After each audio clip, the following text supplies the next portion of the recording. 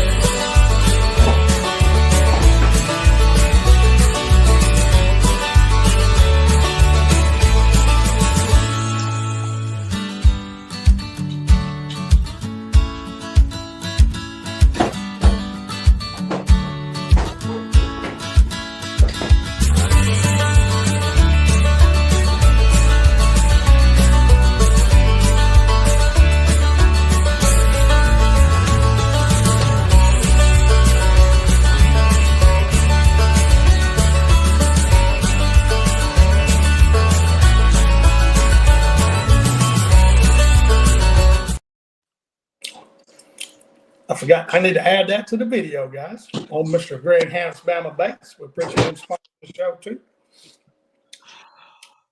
There we go. I got to add that to our little slide deck. Slide deal. It don't take that long. It's just everything's got to be in an MP4 format, and that you got to go through a little. It's way over my head, but I usually get it done. So, how's everybody doing tonight? Hey, if anybody has any musical talent and would like to play us some music for that intro, thank you. I would. If anybody can play it, it would be so greatly appreciated. It would be, because you have to be so careful with social media. If you play anything, it's copyright laws, and Facebook especially, they'll get on you. So I had never heard it until last week because I wasn't on it, and so I watched it later. Oh, Justin, that's terrible. Terrible. The music choices that I have on StreamYard to pick from are awful. I'll go and tell you all that. I mean, 100%. So I could pick something on guitar better than that. It wouldn't take much, just something to kind of. If anybody has got any musical talent, please come up with a jingle or something. Yes. I can always sing. Oh, whoa. Whoa, easy. No. That would never happen. No. John, all you need to remember is Tim's karaoke. Yes. Tim can sing you a karaoke. I want to karaoke with Tim. I think it'll be fun. Oh, yeah. We got that trip all together in, was that April? February. Well, yeah, we could do it then, too. We'll take him down to the river bend and let him karaoke away. Hey, the Mexican restaurant at Weiss, Don Big Toes, they've got a karaoke every Wednesday night. Oh, okay. There you go. Get you guys singing up in the Mexican restaurant. Oh, you talking about in March at Wise? Yeah, we do that group trip. Yeah. I don't mind getting up there. I'll hit you with old Conway Twitty. Conway. I'll come watch and drink.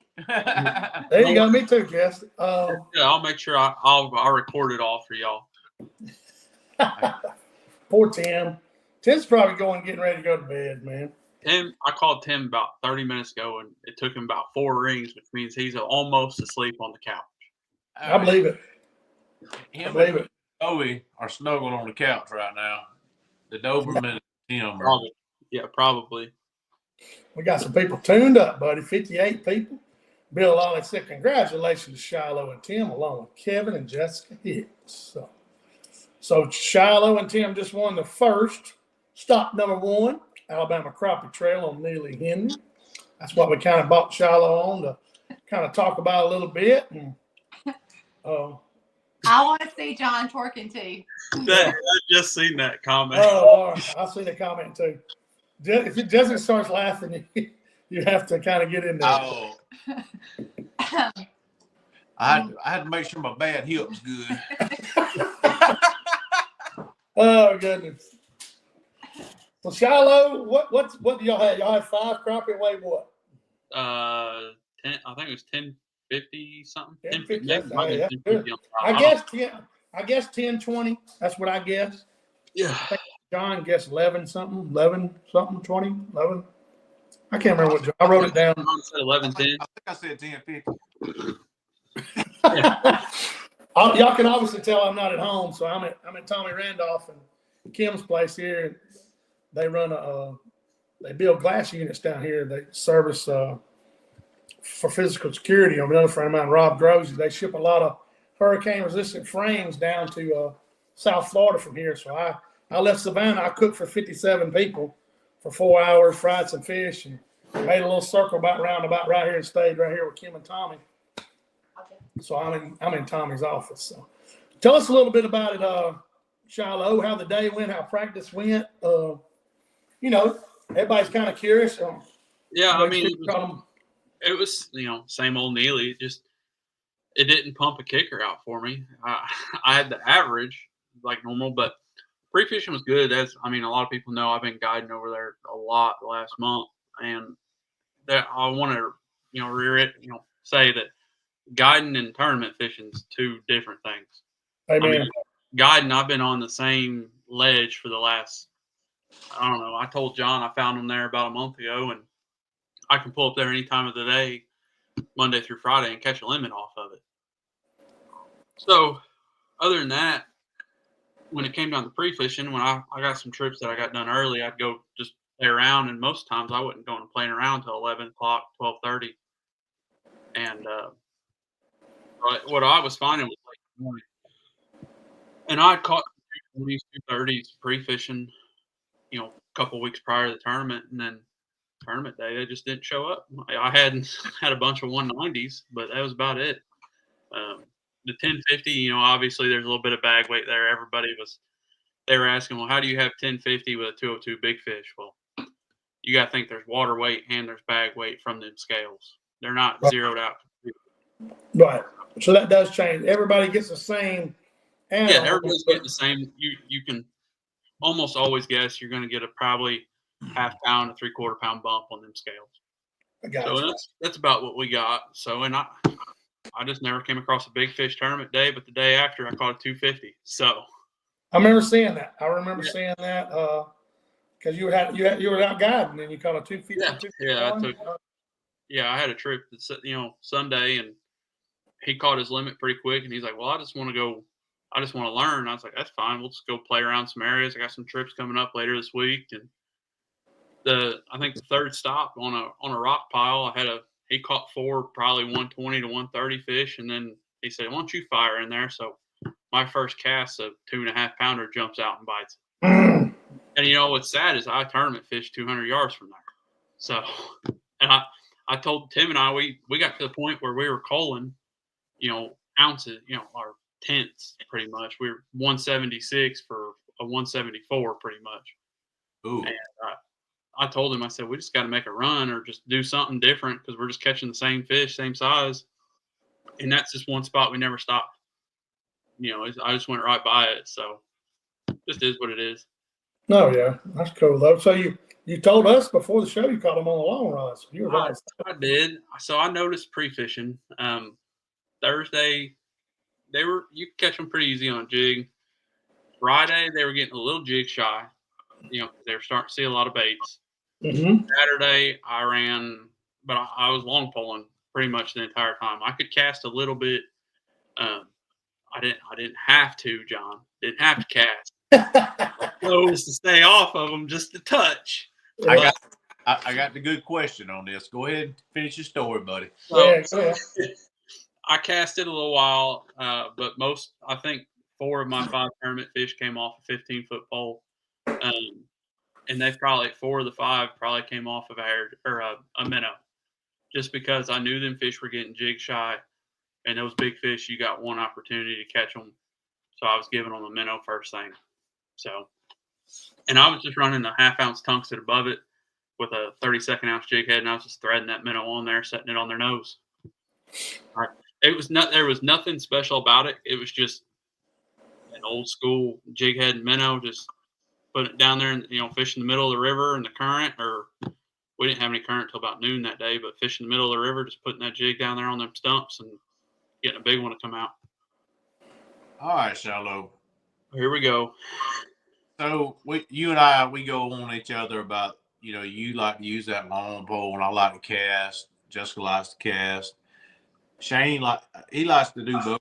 But so let's go into a little bit why you prefer to use that long pole. I know that's that up north that's a common thing. Where people will chase a white crappie around, and they can put that jig just right on him and chase him and get his attention.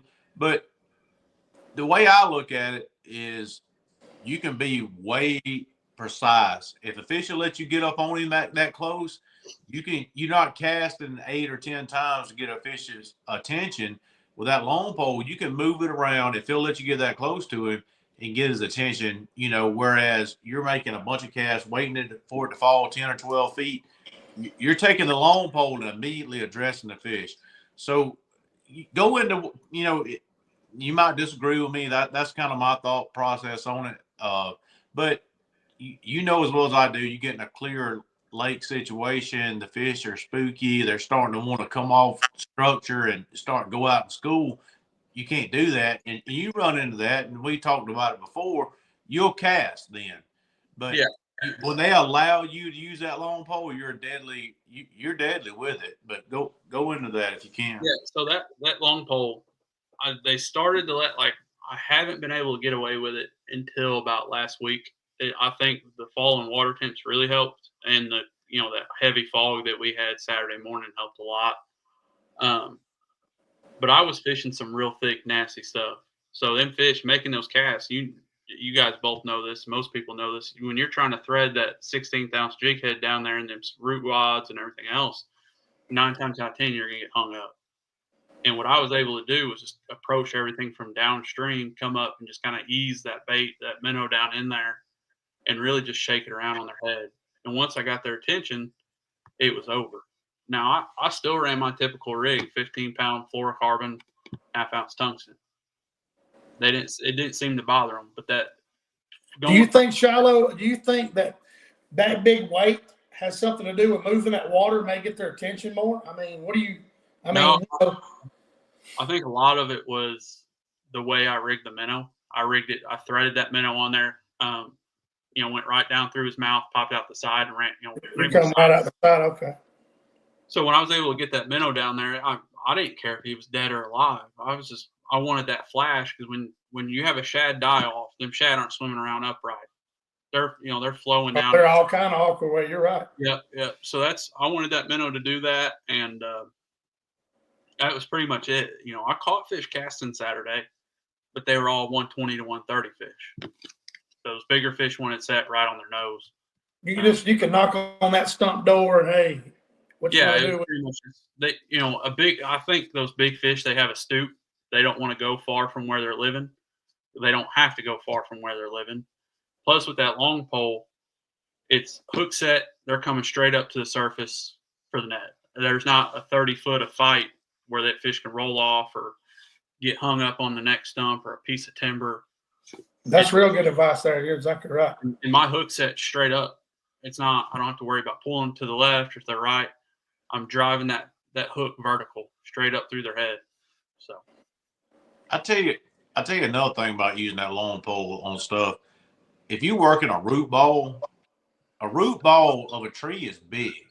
Mm-hmm. And I showed Jessica this weekend. I said, watch this when we come by this big structure. And I throw the beam back over toward it. I said, you see those fish? We never saw those fish when we're on one side of it. They're on the other side of it. So you can dip, on one side of the root ball or the upstream or downstream or the shady side or of the root ball and get different results. You're not always going to see the fish that you're going to catch because you can work the whole thing with that long pole. Whereas sometimes when you're casting in there, you're coming over the top of it and you're falling over the back side of it. That's the only fish you're going to get. And but whenever you're going by something with forward-facing sonar, if you'll just look at it as you're going by, sometimes you'll see fish you didn't see when you approached it. John, and go back on that, John. I've been telling people lately that forward-facing sonar is a game of angles. Yes. I agree with you 100%, man, because there's so much more you see moving that trolling motor. You're exactly right. one of our tournament fish, better tournament fish we caught Saturday, I got a glimpse of him in one certain, like where the boat was positioned in one spot. I could move 2 foot left or 2 foot right. Had no idea he was there, but when I got in that one spot, I could tell he was there. And I lost my bait, lost the fish and everything, but I knew I was in the right ballpark. I knew where my bait was when I set it over there. I was within 6 inches of his head, so I just kind of eased it down. Just, I just had that rod tip down to the surface. When I was already close, I knew I had to be in his wheelhouse, and I never seen the bite or anything. I just sent, it was old school fishing. I felt the thump, set the hook. And I think it was one of our 180s that we had. So, but no, I used the long pole most of the day, and I caught fish casting. I was just like what you're saying, John, you're so more precise with that long pole. I'm able to put it down there on their face, and I don't have to make them chase it real far. Yeah, we were on a piece of a pole timber, and it was to my left when I saw the fish, and so I hit the brakes and I back up, and I could see the fish, and I knew what level the fish was, in the water column. We back up from it, and Jessica, I guess she didn't ever really see it, and I said, "Baby, go ahead and cast in that tree," and it's a piece of pole timber. And she said, "I don't see anything." I said, I know exactly where he's at. You remember? Yeah. I couldn't see it. And I said, I could still see a little bit of the shadow of the fish. If you just pulled up on it, and I didn't, if I had not seen it from the side, I wouldn't have known it. I just thought it was an anomaly on the tree. Which a lot of times the anomaly on a piece of structure is the fish. Yeah. Something different going down the side if it's slick, and then you got a little shadow there. That's a lot of times those fish, but it won't always stick out like a flag off a flagpole. But she said, "Go ahead." You said, "I don't see it." She said, "I don't see it." I said, "All right, I'm just going." I said, "Show me." I said, "Cast, and I'll walk you into it." And that's exactly what we did. Like 10 feet under the surface, and I said, "All right, you about where he's at. Go ahead and roll it." And she starts rolling over it. It's like the piece of the pole timber woke up. And It birthed that fish. Yeah, and she smoked him. Yeah. We were the ultimate failure this weekend. We went out. I fished 4 days, and I went out every time without a camera or GoPro. I got nothing. And there would have been some very funny videos this weekend. We had Creek talking crap because his mom. Yeah, I heard about this. Yeah, our Jessica was casting terrible. And then Creek gets up there and he smokes 2 in the first 2 casts. What does he say? And he's like, "Mama, it's not really that hard." Yes. And so and then I was like, I'm hung. John's like, "You gotta no, I said, "Yeah, I said, you hung in the fish's mouth." She's like, "I'm hung. Get it off the tree." And I said, "No, you hung in the fish's mouth." And her pole's been over for the fish, loaded up. I said, "What are you?" People can have bad days. You had one. I tell you, John, why don't you just give them the trolling motor foot pedal and say, "Here you go. Show me how easy it is." Yes. She'd be hitting spotlight. Where's my pole? Hey, sometimes like we'll be in that timber, and you'll hit spotlight just right downwind, and it'll be pointed. It does work. It just sits there and goes. Yeah, it's nice when it does that. Just say, "Don't touch it. It's looking just right. Don't touch it." When I'm taking a fish off, I'll spotlock it, and Neil will be talking to it. Neil goes, "Come on, give me a little bit back." He's talking to the spotlock. I'm like, "Who's he talking to?" But he'll do the same thing. I'll be walking that fish back to live well, and she'll be like, "Don't touch it." I'm like, "I can hit it." I'm not even up there, yeah. But yeah, that's funny. We caught some good fish this weekend. We caught a 203 and a 185, and I kind of noticed when I've been fishing, John, those big fish are together.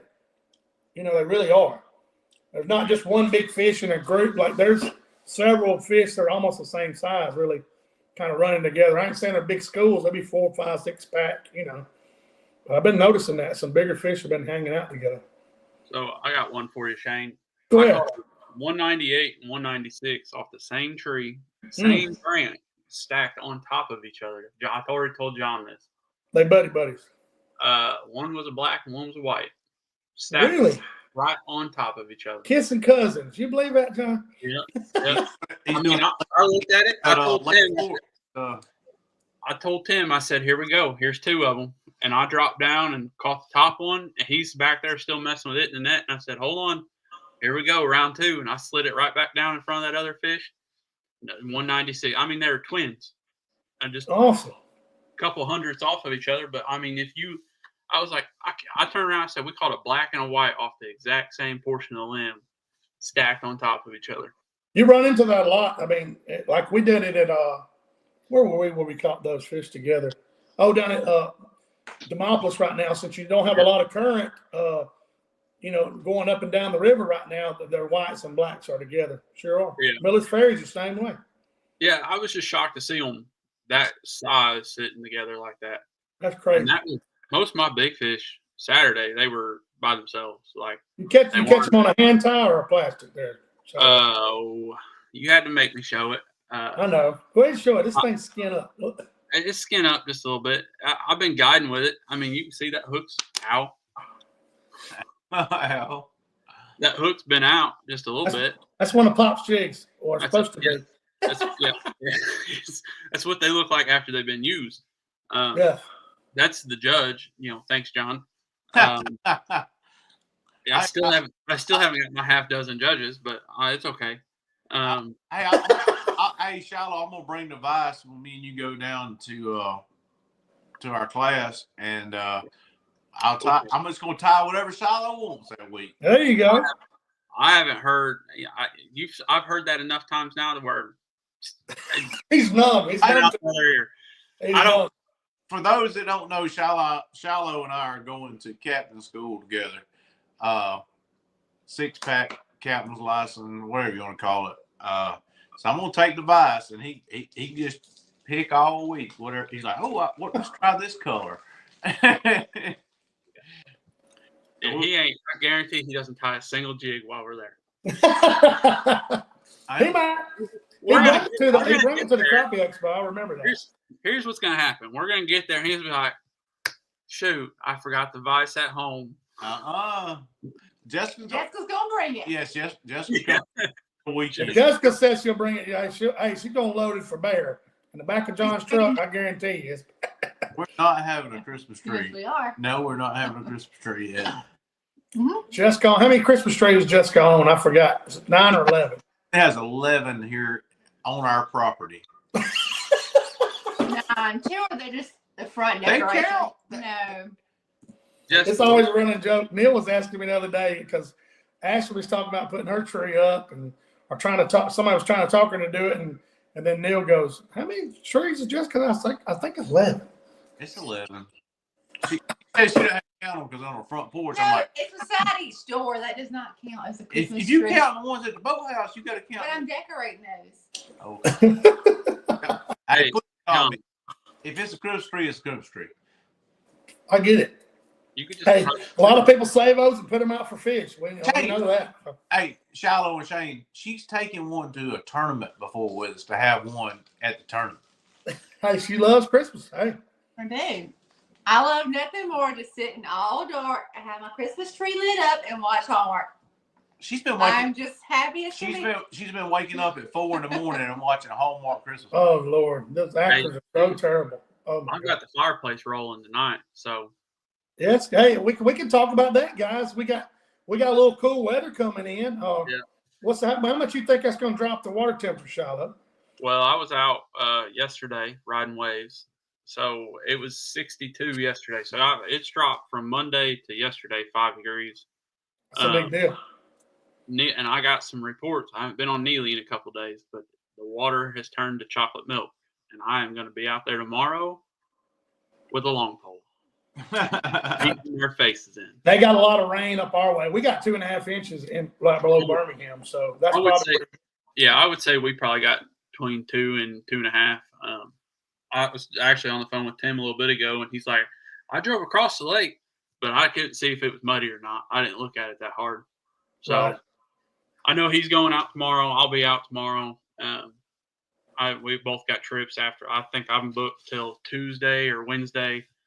So I'll be looking for fish everywhere. But I hope it's muddy, and I hope they're pushed up into the mouths of the creek so I can chase them around all day long.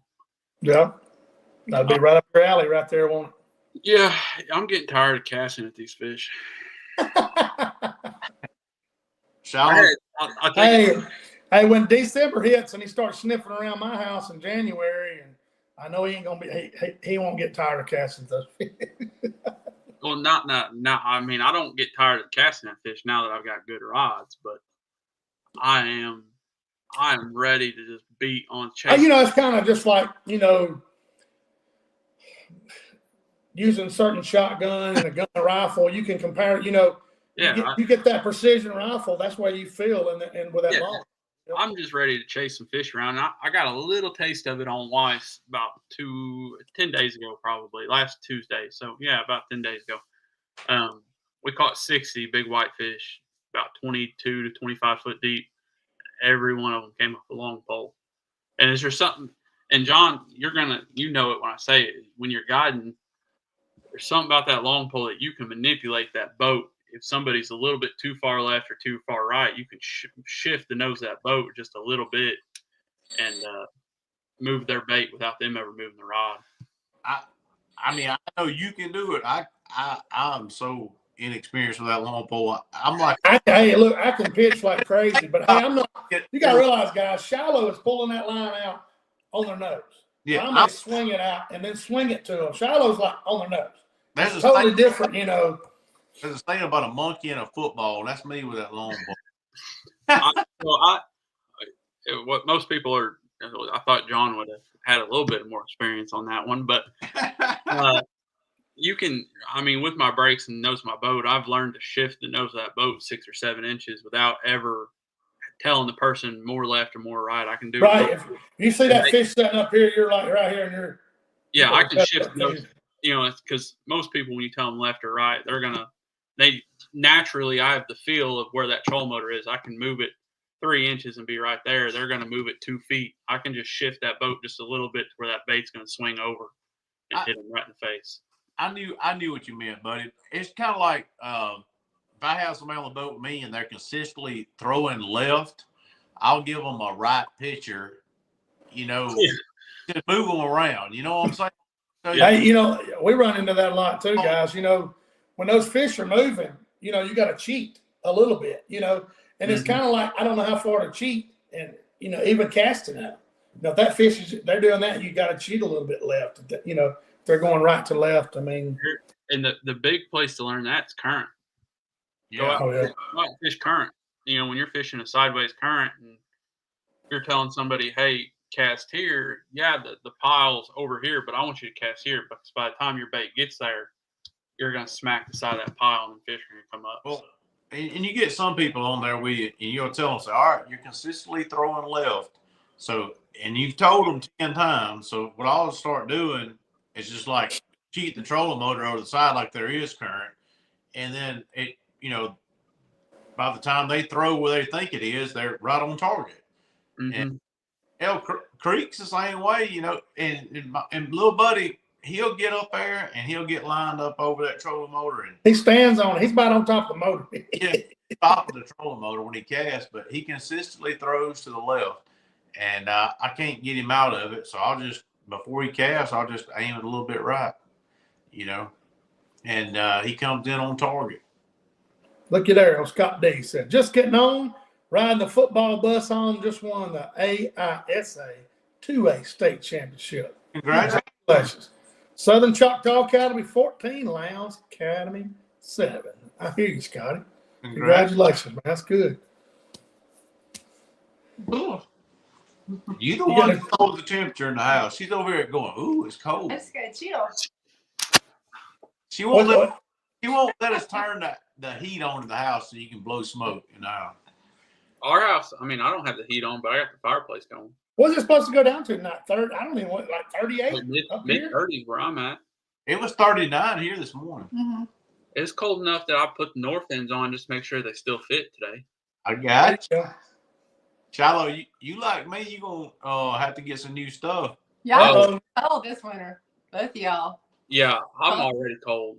So I put on my AFCOs the other day, and I feel like I could have put Tim in there with me. I fooled around, lost about 40 pounds one fall. I froze my donkey off. Dude, I'm sitting here, my toes are cold. I did some yard work today, and I froze to death.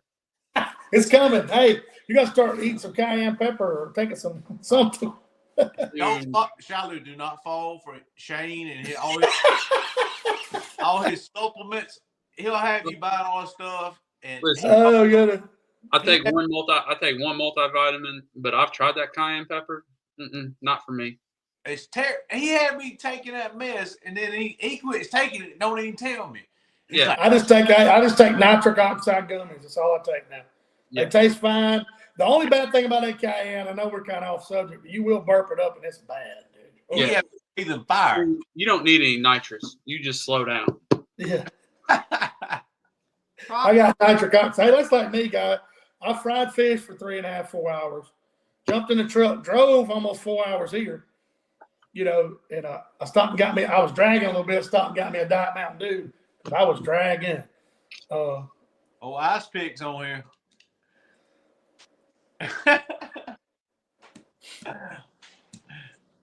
Yeah, I was trying to see who it was. Jesse. Oh. James Trott said he wore shorts and a t-shirt today. Yeah, no, shorts and t-shirt. I'd have been fishing from the couch. Logan said get you an Oro heated vest. Logan fishes the tour, so I've never seen one of those. That's a good idea. I have a heated vest. Yeah, those things are bad. I got a Milwaukee heated jacket at home. I've never used it. No, under you put it under your wear your t-shirt and turn it on. We were fishing a tournament one time, and I finally got cold enough to turn mine on, and somebody turned mine on high, and I thought I was getting burned. I mean, it was it was bad. Hey, John, in February, her and Tim are gonna be like walking around with heated vests all day long. We'll put her and Tim on. They got a Ranger. They go over and freeze. Me and you go. Let us know how many fish y'all have at the end of the day, and we'll just make up for it. Yeah. I'm gonna fish and drink and have fun. So I mean. There you go. Yeah, I tell you, I'm off for 8 days. Hey, clothes are very important. I mean, they really are. They'll keep you on the water. All kidding aside, I've got that. What's that suit we have, John? That float. I got a float suit. Wind Rider. Wind Rider. Wind Rider. I've got a float suit. It's super warm, man. Like Shiloh's got North End. So yeah, I've got North End, but then I invest in good base layers because without them, you ain't. I wouldn't. Amen. Yeah, that I realize that hunting too. Same thing. Yeah. It's getting that time, man. I'm fired up because we can actually talk about some. Because I've been getting sunburned in Florida the last several trips to this last one. I mean, 80-something degrees. Hey, you do realize you don't have to go all the way to Florida to catch fish now, right? Oh, I know, but I'm down here anyway, so it works out. It works out great. But, I can drive 2 hours north or drive another couple of hours down here, so. I know that, like we talked about it, Miller's Ferry has been slow because, it's the water's so clear. Demopolis has been the same way. It's clear water, not any water moving through it. It does really well when water starts coming down. Like you said, Neely Henry, it comes to life when it gets some flow, Yeah, that's been the struggle is like even guiding-wise. So Neely and Weiss, we haven't had any rain coming up the last, 2 months, 3 months. So there's been zero current until 11 o'clock. And the current, they're just pulling very minimal. So our lakes they were at winter pool without them pulling any water. So now we finally get some rain and they're bumping them up to 16 to 20,000 is what they're pulling through them. So we're finally going to get some current. Most of our fish were already on the river. So they should be somewhere in between in that first thirds of the creek, I would think. Gotcha. Inside the mouth a little ways, you think, Shiloh? So that's what I'm going to do all day tomorrow is just look at the first thirds and go from there because now that they're pulling some water, those fish are going to vacate them stumps and that fresh water that's coming down the river, they're going to go sit in the mouths with those shad and everything else. Now, I hope to find them off of structure, moving around, wanting to feed. But if they are on structure, I'll just beat them in the head till they bite. Yeah, that's right. Shilo, quit talking about that first third. Just don't be using the percentages now. We can't be giving all the juice up. Okay. Somewhere around the mouth of the creek. Yeah. I'll tell you, Shilo, you know, as weird as it sounds, these fish in Florida get ahead of the fish up there. So they started coming off the stumps, a week ago? They might rest on them. So, you know, you're probably right in the ballpark. Well, you know? well, down there, 60-degree water is freezing to them. True. Yeah. I came through Jacksonville, not far from St. John's there, not long ago. Yeah, and I know, John, you've seen some schooling fish, but up here we haven't seen any fish schooling at all. Like there'll be fish on stumps, 10 to 15 fish, but a school, I'm talking about fish off of the stumps moving around. Right. Yeah, you're talking about just floating around and. Yeah, I haven't seen any of that yet. So, and in the last week I fished Gunnersville, Neely, and 10 days ago I was on Wise. Like I said, I think it's probably, I'm just guessing, man, it's maybe 2 weeks ahead down here, 3 weeks ahead. I don't know, but I know it's kind of weird, but that's the way it seems to be, you know. And Tim and I we talk every day, but last week we were talking about how far behind we are this year. And I think last week, this time last year, we were already at like 54-degree water. So, and I know we were pushing 65, 66 in the middle of last week. So we're still 10 degrees off. Now, it may have changed with this cool front, but we just haven't had any. I know that water. Hey, that water's in the 50s. They fixed to do it, you know. Hell, what was it this weekend? 68 down there in Florida? It was 70 in a lot of places, John. Yeah, 69 degrees in Florida. Yeah, it was. I think on Neely it was 66, 67 Saturday. I know it was 70, 71 in some places because I remember seeing it. They still had a little summertime head about them. Some of them did. Yeah. Oh yeah. The old Coosa term. We certain areas and we were fishing at like one of our favorite spots, and they're big fish there, and we were having fun.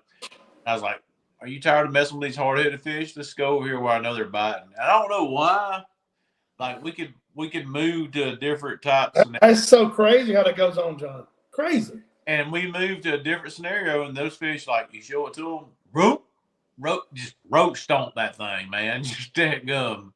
That's what like the lakes I fish. You go in some of those sloughs, and when I say thousands of fish, I'm not exaggerating.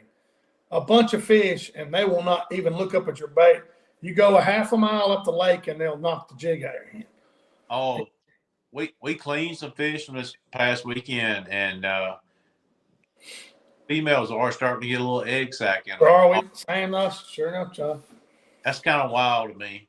I already get a little egg sac in them. I was saying something about like your pinky, you know. It almost makes you wonder, like if this water staying warm this long is like messing with that. Yeah, but they'll hold them, until it's time. But it's already starting to develop. I mean, it might have been as big as like, what would you say, Justin? Like a little pebble. I mean, like a little racer tip. They wasn't big as a racer tip. It was just tiny, but it was big enough we noticed it.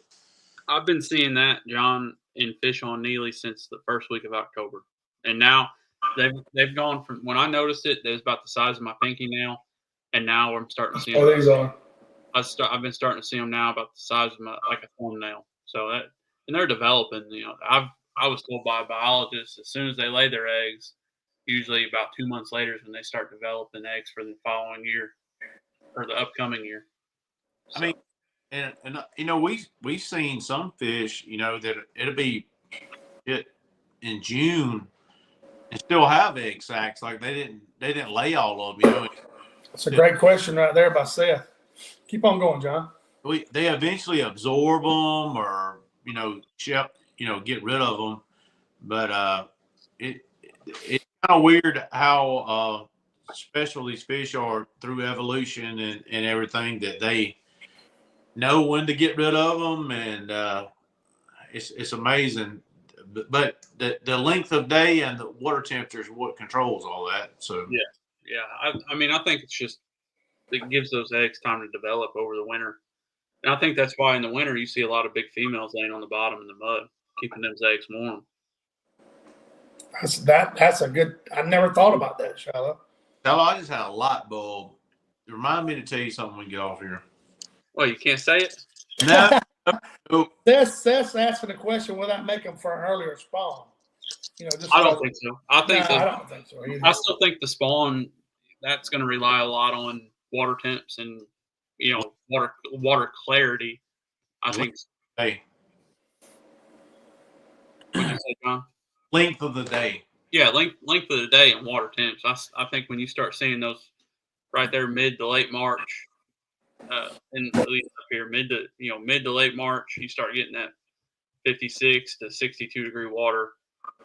And as long as the water clarity is right, they'll spawn 14, 16 foot deep on lice. So, and when we say length of the day, you got to think how long that sun's up, so you have those less cool nights, because the sun's up and then the sun's back down, and the colder nights will immediately bring that water temperature right back down when the sun goes down.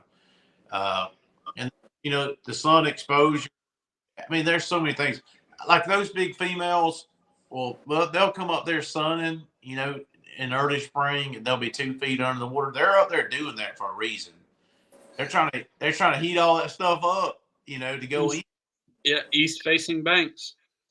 Yeah, that's 100%. That's exactly right. Because that it's so crazy the way they will get against, like you said, certain bottom, structure like. Clay and mud and sand is totally, it's totally different. Yeah, I think that's why they prefer that mud. In the winter months, they, prefer mud because it's darker. You say that, Shilo, and what's crazy is fishing the Warrior River in Demopolis and in the fall, starting right now. I went over the other night when I went live, where the reeds grow, up and down the river, most of the time on the inside of the bends, that's mud and sand. Yeah. And all the fish are there in the clay, the tops in the clay hardly hold any fish. Yeah, it's the same thing with timber. Those fish go to timber when it starts cooling off because that timber is dark and in the sunlight. It's no different when you touch a white car that's been sitting out in the summer or a black car that's sitting out in the summer. That black car can be hot. So that dark timber in the fall, when that sun hits it, it's going to be warmer. It's going to be warmer than the water temp. So those fish can butt up against that timber and feel the warmth coming off of it. Same with rocks. That rock heats up fast. So that's like this time of year, I'm going to start looking at rock piles, bluffs, and the majority, that's where my black crappie are going to come from, are bluffs and rock piles. Shilo, we got beat off some rocks up there in Tennessee, didn't we, bud? In September last year, you remember? Those guys were fishing those rocks and warmed up, floating those minnows over those rocks. What did they finish? Second? Yeah, they got second. Yeah. They barely skimmed by me, but they weren't fishing rocks. I'll tell you that. I know what they were fishing. It was not rocks. They were fishing stakes at the end of a dock. I was told it was rock. I didn't know. It wasn't rocks. I know exactly where they were fishing because we shared some stuff on day 3.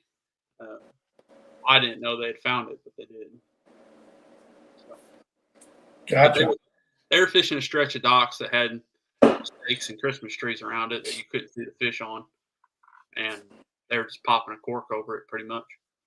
Now, there was a riprap bank behind those docks, but I don't think it had much to play with it.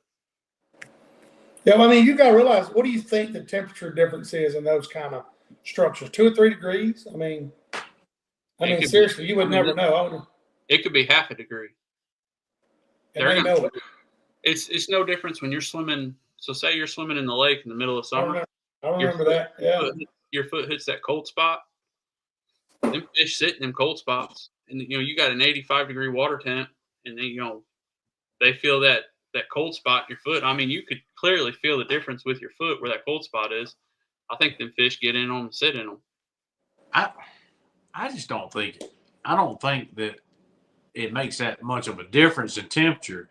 I mean, because like you can throw something in the sink, eventually everything's going to be fluid, same temperature. You know what I'm saying? And water. So I mean, these fish we're not catching them, man. That what we're talking about in 1-2 feet of water. We're talking about below 3 feet, 3 to 8.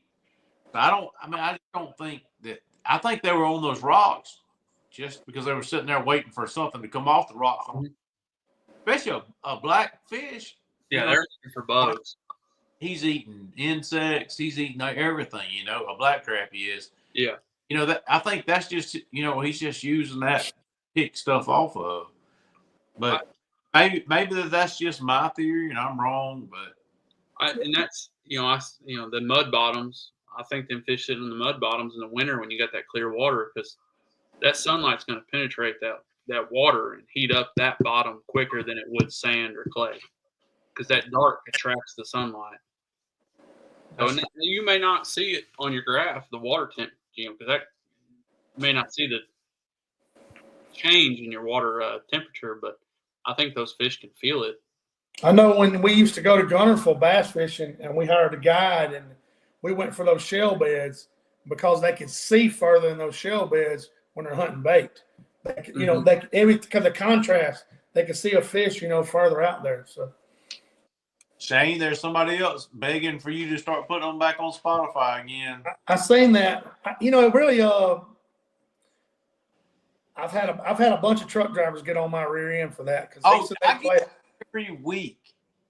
So I may have to dig into that because I was using some guys from the Southern Outdoors to do it, and I may have to dig in there and see about putting it on there because I haven't done much study because I was using their however that works, their format. I do not know a lot about that, so we were putting it on there. We just wasn't getting a lot of views. It was real, wasn't a lot of people downloading and watching it, but I've had about 10 people here lately say something to me. So. More traction, I think, than you realize because, man, I've had a lot of people ask me about that. I can call Jacob and probably jump right back on there. I need to call him this week. And, it's really not that too expensive to go through them, but I really don't know. Is it not where you can just do it like we hit record like we used to? And Yeah, exactly. Well, this show right here, I actually can download this recording here and put it on there. I just don't know personally enough about it I went through their little network because they was already approved and all that stuff. So if somebody knows more about it than me, if all I have to do is download it like I used to, I would put this recording on a file and download it on there and put like the episode and you really have to gaslight it. They would say you have to explain what you're talking about, and that way, if somebody's searching certain stuff like y'all are talking about this temperature and stuff, how does temperature affect crappie? You really have to put that kind of title there to make it stand out. And I got to get better at that if we do go that route. But Ashton, it's really been. John said something to me about it, so I need to kind of dig into that. If somebody knows a lot about that Spotify, hey, message me or call me. Maybe we can. Since I've already been on there. But I went under their name, of the Southern Outdoorsman Jacob now. I'm still friends with all them guys. They do the Southern Outdoorsman podcast, it's hunting and stuff. So but yeah, he's saying, we'll just, somebody knows a little bit about it. I'll just check. I mean, I can actually call them if I have to. I don't mind paying some little service fee just to do it because a lot of truck drivers have been on my rear end about it. I mean, they say they just push play and drive, So I may check into that this week. I guess, we're not going to have a show this week, this coming up week. Thanksgiving's Thursday already. Oh, I didn't think about that. Yeah, I thought about it yesterday. I was like, yeah, man, we ain't got a month before Christmas, That'd be. Jessica was like, what do you mean a month? It's 36 days. So you're wondering, John. Everywhere I went today to pick up my TWIC card or get my medical cert, they all had the little blocks there that said 36 days till Christmas. So I know how many days till Christmas it is. The next show, Shallow and I will be neck deep in captain scores. Yeah. Oh yeah, y'all be navigating the ocean. Yeah, But yeah, I try not to run these shows, especially during the holidays. Like we didn't do it for Halloween. I mean, we want people to spend time with their families and stuff. And but heck, I'll check into that Spotify thing. Seth is making some comments like he might know what he's talking about. Seth Hedrick. So we might figure something out and get that rolling. It really wasn't that hard, guys, to download this to a file and put on there. If you guys will get behind it like y'all do this show and the fishing page, we might start it up. So it's just, they say they want it to be super clear. That's why I bought all that recording stuff. I still got a bunch of it at home. John does, but this thing does fine to me because, like, I hear Shiloh fine. I hear Jessica and John fine. So I think people just like to listen to it and drive down the road. So yeah, Shane still got his beehole light. What's that? You still got it fell over last week. I saw. You still got your beehole. Oh yeah, my light. Yeah, it's at home. I don't have it here. It's probably up in here. That light's that thing's funny. It's so dark in that corner by my where my desk is. So. Put up what William White said there. There you go. I broke down and bought me a log crappie problem. How did you like it? I already had the hats and peer pressure got on William. He said. Oh, good. I hope you bought the 5-footer. Oh yeah. Hey, we done the black belt hunting and fishing report last night, John. We done the black belt hunting and fishing report last night. Yeah. And Joe Allen said a guy called him, said he'd been hearing about that 5-foot pole. You got one. Somebody come up there to the store and bought a 5-foot outlaw from Dunn Sports. So. That's awesome. Hey, let's do this. We haven't done a giveaway in a while. Oh, look at that. I'm going to take charge on this one. We're going to give away a T-shirt from Andalusia Marine right now for the we'll go with the 8th person that says Andalusia Marine. Andalusia Marine. So we're going to go 8th from right now. Shane, Andalusia Marine is the sponsor of the show. Yeah. They're the stick steer headquarters of fishing boats, pan fishing boats. They just sold that XL that I helped do the video with, Shane. Awesome. 20-foot boat, a monster. You could put a tent in the back of it. 2 live wells. Really cool boat. And they sold it. They got another one sold. So if you will, just post Andalusia Marine and what I said, 8th? Mm-hmm. I said 8th one. We're going to whoever the 8th one is, what Shane realizes. We probably got one. Yeah, we'll get you a shirt shipped out. Just let me know your size, and we'll get it shipped out to you. Let me refresh this thing. Since I'm the moderator, guys, look, I say that we hadn't done this in a while. Mine updates way faster than y'all's, so y'all's will be mixed up. So when I count 8 on here, it really is the 8th one on. I refresh it twice, and I go through. We've been accused of cheating one time, and a guy quit watching the show over it. And blah blah blah. It's not you, Shane. Cheating? Come on now. Yeah, I can't do it. I can't even tell a good story. So I'm shocked it wasn't one of John and I cheating. Yeah. Count 8. Let's see. There's 1. We're bad people. 2, 3, 4, 5, 6, 7. Very bad. There it is, right there. What we got? John, Jamie Hall. Jamie Hall. Let me make sure. 1, 2, 3, 4, 5, 6. That's it. Jamie Hall's number 8. Promise you. Jamie, let me know what size shirt you wear, and we will get you a Andalusia Marine shirt out to you. If you want to, you can. Sometimes he comes fishing down this way, and we can have it there at the desk for him, and Miss Tracy will get him hooked up with it. Either way, just let me know how you want us to get the shirt to you. You can come by Andalusia Marine and pick you up a 5-foot pole if you want to. We got those in stock. Ashton's watching. I guarantee he works at Olin with Scott Mitchell. Said he works at a chemical plant in McIntosh. So he's welding and he can't have his cell phone out. I know how it is. And he listens to it on his while he's welding inside his helmet. That's a good idea. Y'all get on Shane's butt, tell him to quit slacking and get them back on. I got you. We got to get on Spotify. Oh, and I mean, we were on Apple, we were on Spotify, and all that stuff, Shane. Yeah, I'll figure it out. I'll get something figured out this week, and maybe we can jump right back on it.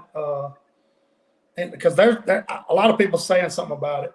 So hey, Shane, the best part about Seth's last comment there was I honked. I went by him yesterday and honked going to the lake, and came back by him as I was leaving the lake and honked again. So he got to watch me going and coming from the lake. Gotcha. That's cool. That's not good, Shilo, when you do that. For me, it was just fine because I was still going fishing. But he had to go work. So Seth and I worked together through the summer, but I'm not doing the grass job now. I'm just full-time guiding until at least this spring. So well, I'm on the water every day now. So speaking of which, Shilo, go ahead and pitch that. I mean, what's that? You're killing the fish. Go ahead and pitch. I mean, heck, you're guiding. Heck. Yeah, so I'm guiding full-time now. So if anybody wants to get a hold of me, they can shoot me a text on Facebook or call me at 618-407-3986. And I'm everything's included when you fish with me. I clean the fish, all rods, bait, tackle, pretty much all you got. What's your number again, Shilo?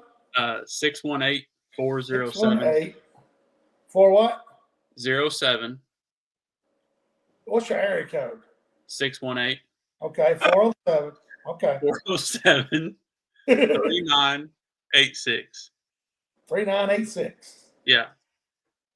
Looking at the comments, Sean. Make sure you got.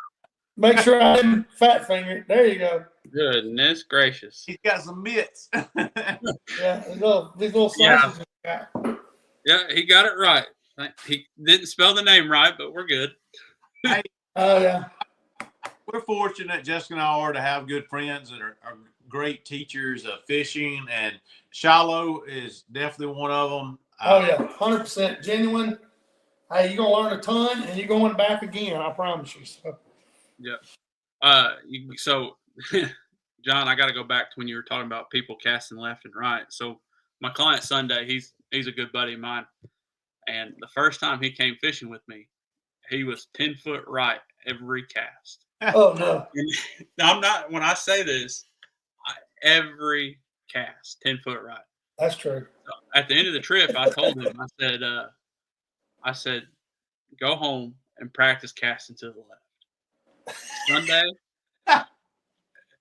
Sunday, he drilled every pile perfectly. Good for him. I don't know if he's been casting into a bucket in his yard every trip, but he's got it down. But hey, people don't realize that. I tell them too, like, you get home, it's okay to grill out and sit there and throw it solo cups. You know, there's nothing wrong. I go back. I think how I'm so good with that long pole, and I don't even know if I've told you this, John. Growing up in the winter in Illinois, we couldn't fish like we could down here. So I would sit in the garage with a bait caster and flip a 1/4 ounce jig into a coffee cup all winter long. And so now I can just take that long pole and put it just about wherever I want. That's what you do.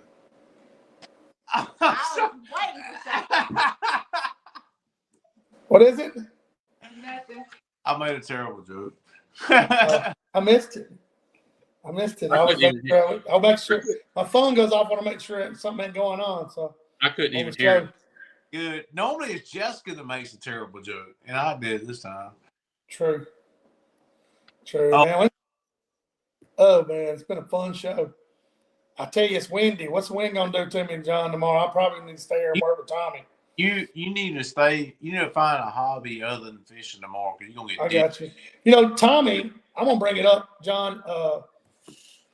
Tommy and Kim are fixing to close on a house on a 40-acre lake over here. Beautiful place. And Tommy was looking at one of those fish tune boats. You know, it's a fishing pontoon.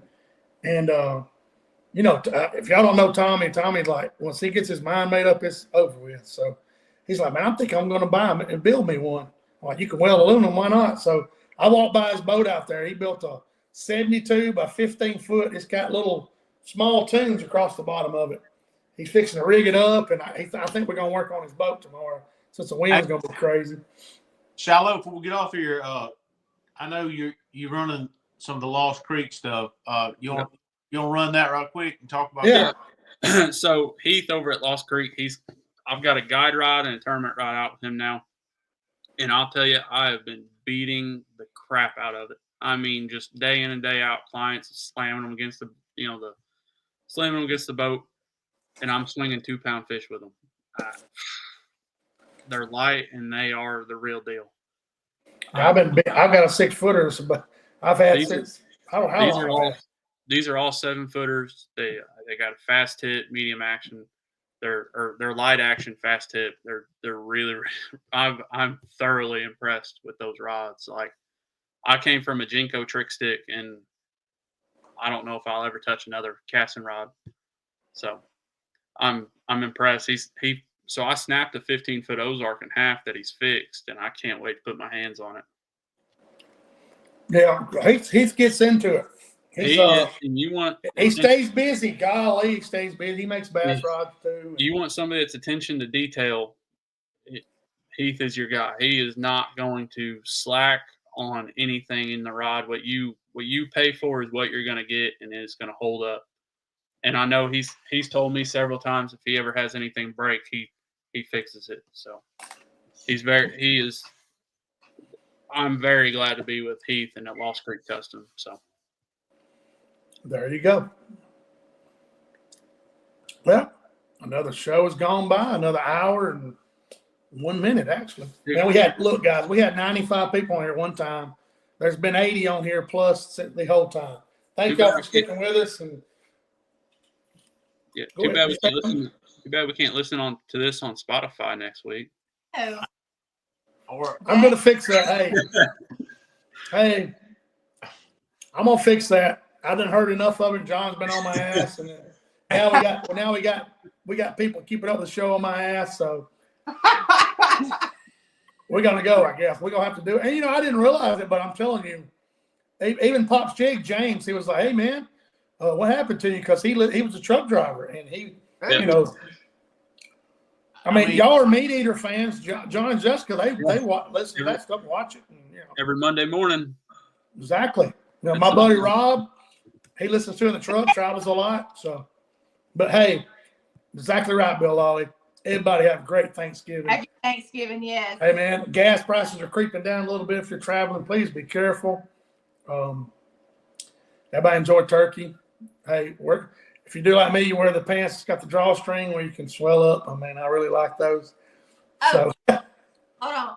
How many calories are consumed in the average Thanksgiving meal? Who knows? Oh, shit.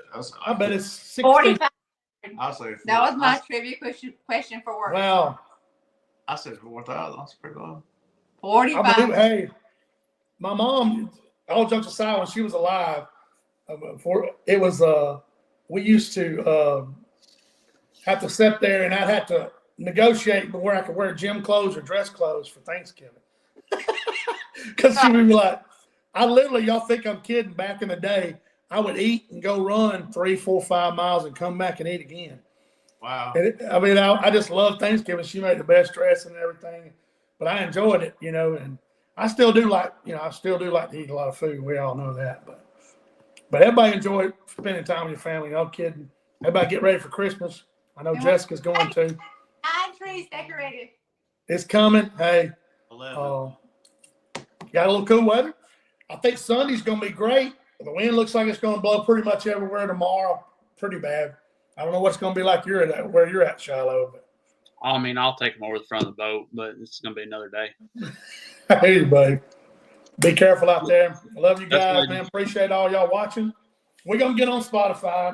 That's my project for the week. So I think we do need to get on there because it wasn't that hard a process because it's just getting approved or whatever. It's a little bit of, tape, but nothing bad. So we'll see y'all the week after, 2 weeks. 2 weeks.